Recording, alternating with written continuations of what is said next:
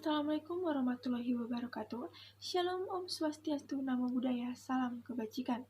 Yang terhormat dosen pengasuh Ibu Deborah SHMH, pada kesempatan kali ini saya ingin mempresentasikan 3 materi hak atas kekayaan intelektual, yaitu antara lain yang pertama, hak cipta, yang kedua, hak paten, dan yang ketiga, merek. Baik, sebelum saya melanjutkan materi tersebut, perkenalkan nama saya Excelin Evata Hasangapon Putri Sitompul dengan NPM 26018 dari Prodi S1 Ilmu Hukum.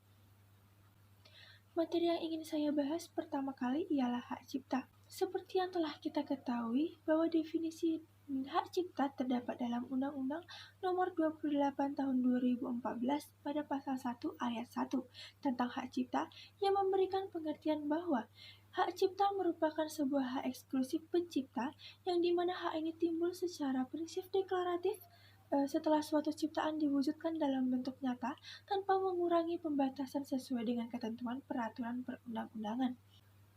Secara hakiki, hak cipta termasuk suatu hak milik imaterial karena menyangkut sebuah ide, gagasan, pemikiran, maupun imajinasi dari seseorang yang dituangkan ke dalam bentuk karya cipta seperti buku ilmiah, karangan sastra, maupun karya seni yang dirancang untuk memberi hiburan ataupun pengetahuan bagi masyarakat.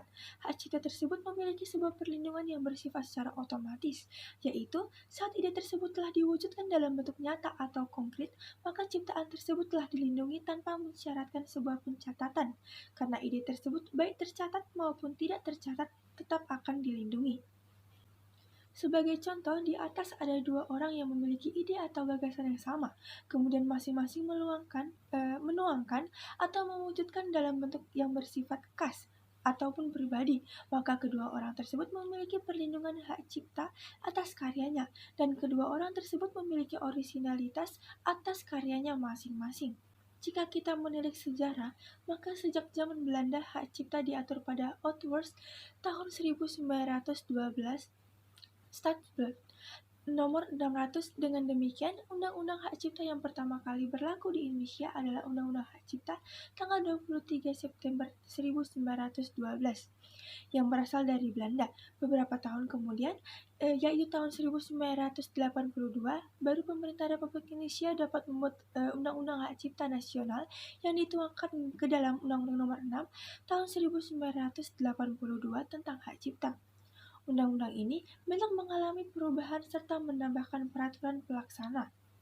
Untuk pertama kalinya, setelah Indonesia merdeka, hak cipta diatur pada Undang-Undang Nomor 6 Tahun 1982 yang kemudian diubah ke dalam Undang-Undang Hak Cipta Nomor 7 Tahun 1987. Selanjutnya diubah kembali dengan Undang-Undang Hak Cipta Nomor 12 Tahun 1997 tentang hak cipta, dan kemudian diundangkan lagi ke dalam Undang-Undang Hak Cipta Nomor 19 Tahun 2002. Undang-undang ini dikeluarkan untuk dapat merealisasikan amanah dari garis besar haluan negara dalam rangka pembangunan di bidang hukum, mendorong dan melindungi pencipta dan hasil karya ciptanya.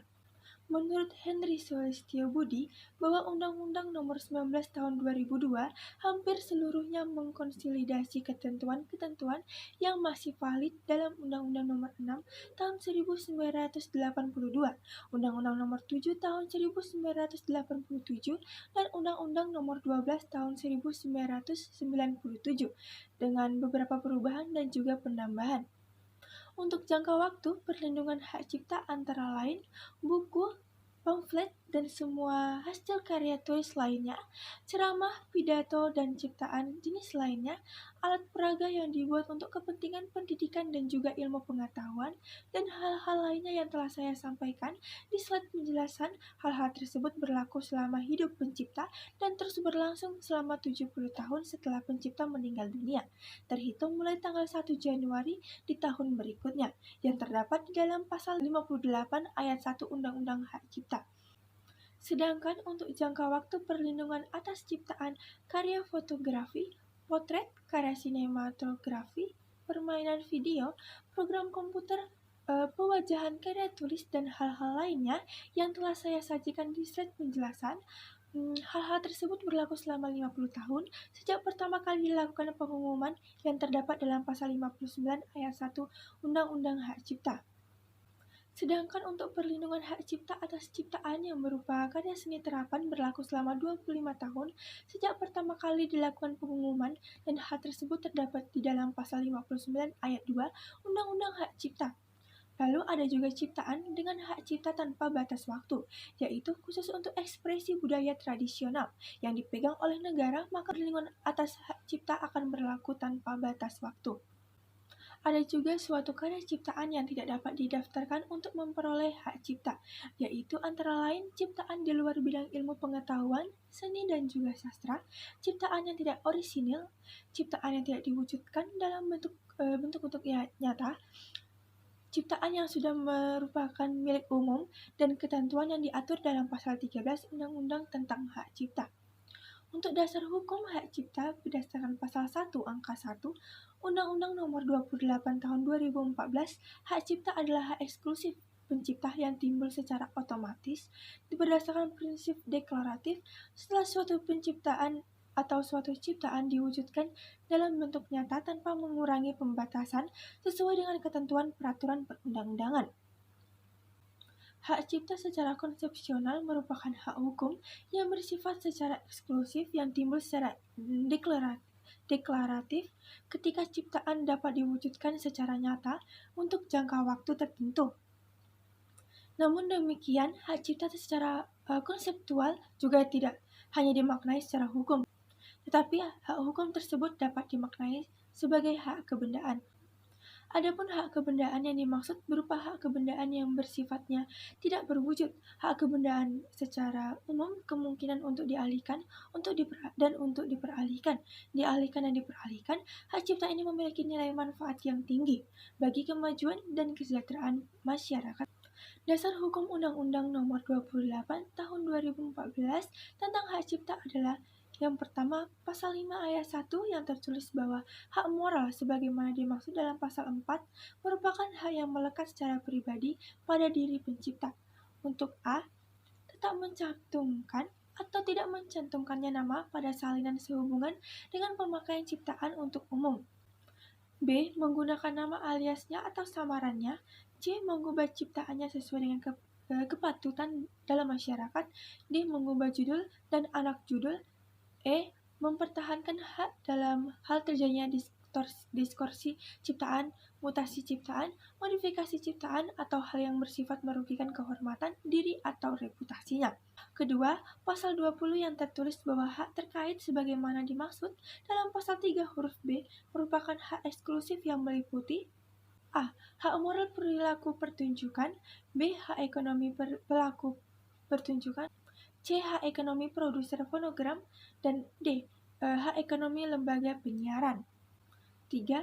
Pasal 28C ayat 1 Undang-Undang 1945 yang tertulis setiap orang berhak mengembangkan diri melalui pemenuhan kebutuhan dasarnya, berhak mendapatkan pendidikan dan juga memperoleh manfaat dari ilmu pengetahuan dan teknologi seni dan budaya, dan meningkatkan kualitas hidupnya demi kesejahteraan umat manusia. Dan yang keempat, pasal 33 ayat 3 Undang-Undang Dasar Negara Republik Indonesia tahun 1945 yang tertulis bahwa bumi dan air dan kekayaan alam yang terkandung di dalamnya dikuasai oleh negara dan dipergunakan untuk sebesar-besarnya kemakmuran rakyat. Hak cipta memiliki prinsip-prinsip, yaitu antara lain yang pertama, prinsip deklaratif. Sistem deklaratif adalah sistem pendaftaran yang hanya menimbulkan dugaan adanya hak sebagai pemakai pertama pada merek bersangkutan. Dalam sistem deklaratif, titik berat diletakkan kepada pemakai pertama. Yang kedua, prinsip konstitutif. Prinsip konstitutif atau disebut juga dengan first to file principle, yang artinya merek yang didaftarkan adalah yang memenuhi syarat dan sebagai yang pertama, namun tidak semua merek dapat didaftarkan. Merek tidak dapat didaftarkan atas dasar permohonan yang diajukan oleh pemohon yang beritikat tidak baik. Pemohon beritikat tidak baik adalah pemohon yang mendaftarkan mereknya secara tidak jujur dan tidak layak. Ada niatan tersembunyi, misalnya meniru atau menjiplak ketenaran yang menimbulkan persaingan tidak sehat dan mengecoh atau menyesatkan konsumen. Dan yang dapat mendaftarkan merek adalah orang ataupun badan hukum. Hak yang berkaitan dengan hak cipta secara umum mirip dengan hak yang dimiliki oleh pencipta atau pemegang hak cipta, tetapi tidak berhubungan dengan pencipta atau pemegang hak cipta atas suatu ciptaan. Sebagai contoh, seorang penyanyi yang akan melakukan pertunjukan dan membawakan lagu ciptaan orang lain, maka dalam peristiwa tersebut terdapat dua hal. Yang pertama, penyanyi tersebut harus meminta izin kepada pencipta lagu atas lagu yang dibawakan, dan hal yang kedua, penyanyi tersebut memiliki hak eksklusif pada pertunjukan yang dibawakannya. Jadi hak yang berkaitan dengan hak cipta merupakan hak tersendiri meskipun memiliki persinggungan dengan hak cipta milik pihak lain. Hak yang berkaitan dengan hak cipta adalah hak eksklusif bagi pelaku pertunjukan, produser fonogram, atau lembaga penyiaran. Hak yang dimiliki oleh pelaku pertunjukan yaitu A. Hak moral. Hak moral ialah hak yang melekat pada pelaku pertunjukan yang tidak dapat dihilangkan atau tidak dapat dihapus dengan alasan apapun, walaupun hak ekonominya telah dialihkan. Jangka waktu kepemilikan hak moral dari seseorang pencipta adalah seumur hidup. Jangka waktu kepemilikan hak moral dari seorang pencipta adalah seumur hidup, seperti yang telah diatur dalam Pasal 5 Ayat 1 Undang-Undang Hak Cipta, menyebutkan bahwa hak moral sebagaimana dimaksud dalam Pasal 4 merupakan hak yang melekat secara pribadi pada diri pencipta untuk yang pertama, tetap mencantumkan atau tidak mencantumkannya nama pada salinan sehubungan dengan pemakaian ciptaannya untuk umum. Yang kedua, menggunakan nama aliasnya ataupun samarannya. Yang ketiga, mengubah ciptaannya sesuai dengan kepatutan dalam masyarakat. Yang keempat, mengubah judul atau anak judul ciptaan. Dan yang terakhir, yang kelima, mempertahankan haknya dalam hal terjadinya distorsi ciptaan, mutasi ciptaan, modifikasi ciptaan, atau hal yang bersifat merugikan kehormatan diri atau reputasinya. B. Hak ekonomi pelaku pertunjukan. Hak ekonomi pelaku pertunjukan meliputi hak melaksanakan sendiri, memberikan izin atau melarang pihak lain untuk melakukan antara lain. Yang pertama, penyiaran atau komunikasi atas pertunjukan pelaku pertunjukan. Yang kedua, fiksasi dari pertunjukan yang belum difiksasi. Yang ketiga, pengadaan atas fiksasi pertunjukan dengan cara atau bentuk apapun. Yang keempat, pendistribusian atau fiksasi pertunjukan atau salinannya. Yang kelima, penyewaan atau fiksasi pertunjukan untuk salinan kepada publik. Dan yang keenam, penyiaran atau fiksasi pertunjukan yang dapat diakses oleh publik.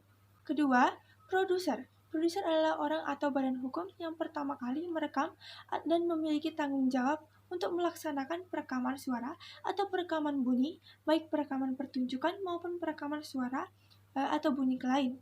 Hak ekonomi dalam produser meliputi hak untuk melaksanakan sendiri atau memberikan izin, ataupun melarang hak lain untuk melakukan A. Pengadaan atas fonogram dengan cara atau bentuk apapun. B. Pendistribusian atas fonogram asli atau salinannya. C. Penyewaan kepada publik atas salinan fonogram. Dan D. Penyediaan atas fonogram dengan atau tanpa kabel yang dapat diakses publik, dan setiap orang yang melaksanakan hak ekonomi produser fonogram wajib mendapatkan izin dari produser fonogram. 3. Lembaga penyiaran. Lembaga penyiaran adalah lembaga penyiaran baik lembaga penyiaran publik, lembaga penyiaran swasta maupun lembaga penyiaran komunitas maupun lembaga penyiaran berlangganan yang dapat melaksanakan tugas, fungsi dan tanggung jawabnya berpedoman pada peraturan perundang-undangan. Hak ekonomi dari lembaga penyiaran meliputi hak melaksanakan sendiri, memberikan izin atau melarang pihak lain untuk melakukan A. Penyiaran ulang siaran, B. Komunikasi siaran, C. Fiksasi siaran, dan atau pengadaan fiksasi siaran. Tata cara pengadaan hak cipta antara lain. Yang pertama, pencatatan hak cipta dan produser hak terkait diajukan dengan pemohonan secara tertulis dalam bahasa Indonesia oleh pencipta, pemegang hak cipta, pemilik hak cipta, dan kuasa kepada menteri. Yang kedua, dalam hal permohonan sebagaimana dimaksud dalam Pasal 66 Ayat 1 diajukan oleh A. Beberapa orang yang secara bersama-sama berhak atas suatu ciptaan atau produk hak terkait. Permohonan dilampiri keterangan tertulis yang membuktikan hak tersebut, atau B. Badan hukum, pemohonan dilampiri salinan resmi, akta pendirian badan hukum yang telah disahkan oleh pejabat berwenang. C. Dalam hal pemohonan diajukan oleh beberapa orang, nama pemohon harus ditulis semua dengan menetapkan satu alamat pemohon yang terpilih. D. Mengisi formulir permohonan hak cipta secara online. E. Mengupload contoh ciptaan produk hak terkait dengan kapasitas 20 MB. F. Melampirkan fotokopi KTP atau akta badan hukum sesuai ketentuan atau pemohon UMK dan lembaga pendidikan atau litbang pemerintah. G. Lampiran surat pernyataan kepemilikan ciptaan dan hak terkait Dan H. Melampirkan bukti pengalihan hak jika nama pencipta dan pemegang hak cipta berbeda. I. Dalam hal permohonan diajukan oleh pemohon yang berasal dari luar wilayah negara kesatuan Republik Indonesia. Pemohon wajib dilakukan melalui konsultan kekayaan intelektual yang terdaftar sebagai kuasa. J. Membayar biaya pemohon ciptaan dengan ketentuan tarif PNBP yang terdapat dalam Undang-Undang Nomor 20 Tahun 1997. Yang pertama, pencatatan. Pada dasarnya hak cipta mendapatkan perlindungan secara otomatis berdasarkan prinsip deklaratif atau perlindungan atas ciptaan tersebut timbul setelah dilakukannya pengumuman atasnya tanpa perlu melakukan pendaftaran seperti hak kekayaan intelektual yang lainnya. Prosedur pendaftaran hak cipta dalam Undang-Undang Hak Cipta diatur pada pasal 66 sampai dengan pasal 73. Yang kedua, lembaga manajemen kolektif pencipta. Pemegang hak cipta dan hak terkait dapat bergabung dengan lembaga manajemen kolektif atau LMK untuk mempermudah pengelolaan atas hak ekonomi karyanya. Setelah memberikan kuasa kepada LMK, maka LMK akan menarik, menghimpun dan mendistribusikan royalti atas ciptaan. Yang ketiga, pada platform e-commerce, pada dasarnya masing-masing platform e-commerce memiliki kebijakannya masing-masing mengenai perlindungan hak kekayaan intelektual. Umumnya, platform e-commerce hanya mengatur tindakan-tindakan yang dilarang atas suatu hak kekayaan intelektual dan memberikan cara-cara pelaporan sebagai upaya atas pelanggaran seperti notice dan takedown. Yang keempat, platform media sosial. Beberapa platform media sosial seperti YouTube menyediakan sarana bagi pemegang hak cipta untuk hak terkait untuk melindungi karya-karyanya. YouTube merupakan platform yang memberikan sarana perlindungan hak cipta dalam bentuk konten ID. Materi kedua yang ingin saya bahas ialah hak paten. Pengertian hak paten menurut pasal 1 Undang-Undang Nomor 14 Tahun 2001 yang menyatakan bahwa paten adalah hak eksklusif yang diberikan oleh negara kepada inventor atas hasil invensinya di bidang teknologi yang untuk selama waktu tertentu melaksanakannya sendiri invensinya tersebut atau memberikan persetujuannya kepada pihak lain untuk melaksanakannya. Hak ruang lingkup dan dasar hukumnya dalam hal ini yang berhak memperoleh paten adalah si inventor itu sendiri atau pihak lain yang menerima lebih lanjut hak inventor yang bersangkutan, misalnya memperoleh hak karena proses pewarisan, hibah, wasiat dan perjanjian tertulis ataupun karena melalui proses lisensi. Sementara itu, objek dari paten ialah invensi yang dihasilkan oleh inventor menurut ketentuan pasal 2 ayat 1 Undang-Undang Nomor 14 Tahun 2001. Invensi yang dapat diberi paten hanyalah invensi yang baru dan mengandung langkah inventif serta dapat diterapkan dalam industri. Berdasarkan hal tersebut, dapat dikemukakan bahwa objek paten adalah penemuan atau invensi di bidang teknologi yang baru, mengandung langkah inventif dan dapat diterapkan dalam dunia industri. Dalam perlindungan hukum atas paten diperoleh melalui sistem pendaftaran, yaitu dalam hal ini yaitu sistem konstitutif atau juga dikenal dengan sebutan first to file system. Menurut sistem ini, hak atas paten diberikan atas dasar pendaftaran atau proses pendaftaran dengan melakukan tahapan permohonan oleh inventor dan pemeriksaan oleh Direktorat Jenderal Hak Kekayaan Intelektual. Dalam sistem ini, titik beratnya adalah pada proses pendaftaran melalui tahapan permohonan dan pemeriksaan. Dalam sistem terdapat dua sistem pemeriksaan, antara lain pemeriksaan pertama dan pemeriksaan kedua. Pemeriksaan pertama, suatu penemuan dapat diberikan paten apabila merupakan hasil penemuan baru dalam bidang teknologi. Dengan kata lain, harus merupakan hal yang baru. Penemuan itu merupakan penemuan baru memiliki kebaruan atau novelty. Saat kebaruan atau novelty ini merupakan syarat mutlak. Lalu pemeriksaan yang kedua, persyaratan yang kedua adalah persyaratan langkah inventif atau inventive step. Suatu penemuan dikatakan mengandung langkah inventif jika penemuan tersebut bagi seorang yang mempunyai keahlian tertentu di bidang teknik merupakan hal yang tidak dapat diduga sebelumnya. Permohonan pendaftaran paten dapat diajukan untuk paten biasa dan juga paten sederhana. Di Indonesia, paten dikelompokkan ke dalam dua kelompok, yaitu paten biasa dan paten sederhana. Yang mendapatkan perlindungan dalam paten biasa adalah penemuan di bidang produk dan juga proses. Paten biasa terdiri dari paten produk dan paten proses.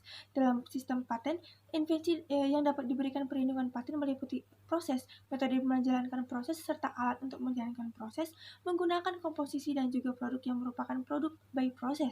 Untuk contoh produk seperti yang telah tertera di gambar ialah alat tulis penemuan teknologi HP atau handphone. Sedangkan yang dimaksud dengan proses mencangkup proses, metode atau penggunaan. Contoh proses ialah proses membuat tinta dan proses pembuatan masker. Paten sederhana diperuntukkan bagi invensi teknologi yang sederhana dan dibatasi pada hal-hal yang bersifat kasat mata, berwujud serta bisa digunakan secara praktis.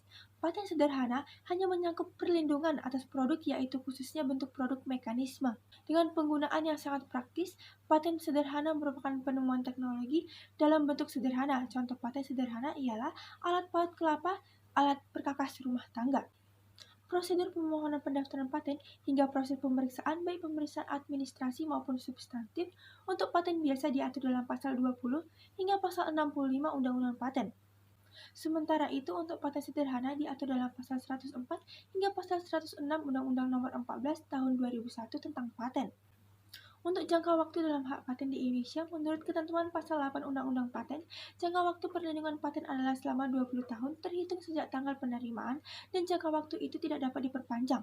Sementara itu, untuk paten sederhana adalah 10 tahun dan tidak dapat diperpanjang juga. Penyelesaian sengketa paten. Sengketa paten dapat diselesaikan melalui jalur pengadilan dan jalur di luar pengadilan. Dalam hal pemegang paten atau penerima lisensi menderita kerugian akibat paten yang dimilikinya digunakan oleh orang lain dengan tanpa hak, maka pihak pemegang paten maupun penerima lisensi yang sah dapat menggugat dan menuntut ganti rugi kepada pelanggarnya melalui pengadilan niaga. Gugatan ganti rugi dapat diajukan kepada siapapun yang dengan sengaja dan tanpa hak melakukan perbuatan membuat, menggunakan, menjual, mengimpor, menyewakan, menyerahkan, atau menyediakan untuk dijual dan disewakan, ataupun diserahkan suatu produk yang diberi paten, atau menggunakan proses produksi yang diberi paten untuk membuat barang dan tindakan lainnya. Gugatan ganti rugi hanya dapat diterima apabila produk atau proses itu terbukti dibuat dengan menggunakan invensi yang telah diberikan oleh paten. Materi yang terakhir ialah merek. Merek adalah tanda yang dapat ditampilkan secara grafis berupa gambar, logo, nama, kata, huruf, angka, susunan warna dalam bentuk 2 dimensi dan ataupun 3 dimensi, suara hologram, ataupun kombinasi dari 2 lebih unsur tersebut untuk membedakan barang dan atau jasa yang diproduksi oleh orang atau badan hukum dalam kegiatan perdagangan barang dan ataupun jasa. Menurut ketentuan pasal 2 Undang-Undang Nomor 20 Tahun 2016, merek meliputi merek dagang dan merek jasa. Merek dagang adalah merek yang digunakan pada barang yang diperdagangkan oleh seseorang atau beberapa orang secara bersama-sama atau badan hukum untuk membedakan dengan barang-barang jenis lainnya. Sedangkan merek jasa adalah merek digunakan pada jasa yang diperdagangkan oleh seseorang atau beberapa orang secara bersama-sama atau badan hukum untuk membedakan dengan jasa-jasa jenis lainnya. Selain merek dagang dan merek jasa, undang-undang juga mengatur tentang merek kolektif. Merek kolektif adalah suatu merek yang digunakan pada barang dan atau jasa dengan karakteristik yang sama dan diperdagangkan oleh beberapa orang atau badan hukum secara bersama-sama untuk membedakannya dengan barang dan atau jasa sejenis lainnya. Untuk fungsi merek, peranan merek menjadi sangat penting di era global, terutama dalam menjaga persaingan sehat. Merek pada hakikatnya dipakai oleh pemilik merek atau produsen untuk melindungi produk-produk yang dihasilkannya. Dapat dikatakan bahwa merek memiliki fungsi-fungsi sebagai berikut. Yang pertama, fungsi pembeda, membedakan produk dengan perusahaan lainnya. Yang kedua, fungsi jaminan reputasi, yang dapat menghubungkan reputasi produk merek dengan produsennya. Yang ketiga, fungsi promosi, yang dimana merek sebagai salah satu sarana memperkenalkan suatu produk baru dan memperkenalkan reputasi produk lama yang menguasai pasar. Yang keempat, fungsi rangsangan investasi dan pertumbuhan industri, yang dimana merek dapat menunjang pertumbuhan industri melalui penanaman modal dan menghadapi mekanisme pasar bebas. Pendaftaran hak merek. Pendaftaran merek diajukan kepada Direktorat Jenderal Hak Kekayaan Intelektual. Adapun persyaratan yang mutlak yang harus dipenuhi oleh pemilik merek agar mereknya dapat didaftarkan adalah bahwa merek itu harus mempunyai daya pembeda yang cukup. Pendaftaran berhak memiliki hak atas merek apabila telah memenuhi persyaratan pendaftaran baik secara administrasi maupun substantif dan disetujui pendaftaran pemohonannya setelah melalui proses pemeriksaan baik pemeriksaan administratif maupun pemeriksaan substantif dan tidak ada pemberatan dari pihak lainnya. Sertifikat merek sebagai tanda bukti pendaftaran atas merek tersebut. Dalam pasal 20 Undang-Undang 20 tahun 2016, merek tidak dapat didaftarkan atas dasar permohonan yang diajukan oleh pemohon yang beriktikat tidak baik. Pendaftaran merek akan ditolak karena alasan penolakan absolut dan penolakan relatif. Penolakan absolut tidak memungkinkan suatu merek didaftarkan karena bersifat universal dan alasannya bersifat objektif. Karena alasan tersebut harus diketahui dan dimengerti oleh setiap pemeriksa merek. Merek juga tidak dapat didaftarkan apabila mengandung salah satu unsur berikut, yaitu yang pertama, bertentangan dengan kesusilaan dan ketertiban umum. Yang kedua, tidak memiliki daya pembeda. Yang ketiga, telah menjadi milik umum. Yang keempat, merupakan keterangan atau berkaitan dengan barang atau jasa yang dimintakan pendaftaran. Merek juga tidak dapat didaftarkan karena alasan penolakan relatif. Penolakan relatif adalah penolakan karena alasan subjektif atau bergantung kepada kemampuan pengetahuan pemeriksaan merek dan tidak semua negara mencantumkan ketentuan tersebut. Adapun alasan penolakannya adalah yang pertama, suatu merek mempunyai persamaan pada pokoknya atau keseluruhannya dengan merek milik orang lain yang sudah terdaftar terlebih dahulu untuk barang dan atau jasa sejenis. Yang kedua, merupakan atau menyerupai nama orang terkenal, foto dan nama badan hukum yang dimiliki oleh orang lain, kecuali atas persetujuan tertulis dari yang berhak.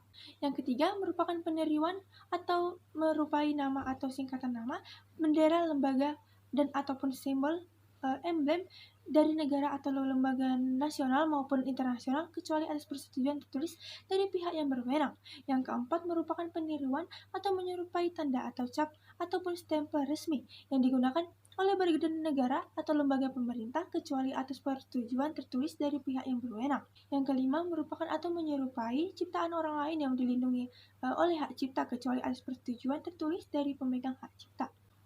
Pengalihan hak merek seperti halnya hak milik intelektual lainnya. Hak merek sebagai hak kebendaan imaterial juga dapat beralih dan dialihkan sebagai hak kebendaan imaterial, baik harus pula dihormati sebagai hak pribadi pemakainya. Wujud dari penghormatan hak pribadi adalah dengan diakuinya oleh undang-undang tentang keberadaan hak milik, baik hak milik atas benda imaterial maupun hak milik atas benda imaterial, seperti hak merek. Salah satu wujud pengakuan hak kebendaan yang sempurna adalah dengan diperkenankannya oleh undang-undang hak kebendaan itu beralih atau dialihkan oleh si pemilik menurut pasal 41 Undang-Undang Nomor 20 Tahun 2016 menyatakan bahwa hak atas merek terdaftar dapat beralih atau dialihkan karena proses pewarisan, wasiat, hibah, perjanjian atau sebab-sebab lainnya yang dibenarkan oleh peraturan perundang-undangan. Pengalihan hak merek terdaftar yang tidak dicatatkan dalam daftar umum merek tidak akan mempunyai akibat hukum pada pihak ketiga.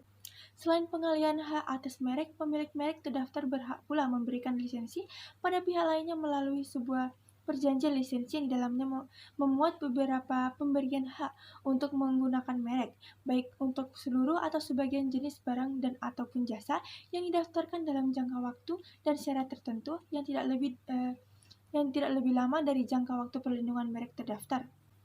Lisensi yang dianut dalam Undang-Undang Merek adalah lisensi non-eksklusif.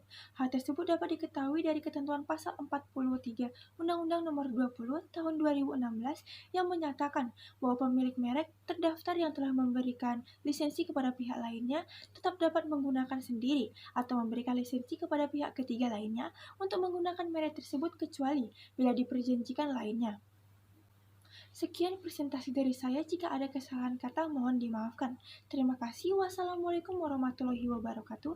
Shalom dan salam sejahtera untuk kita semua.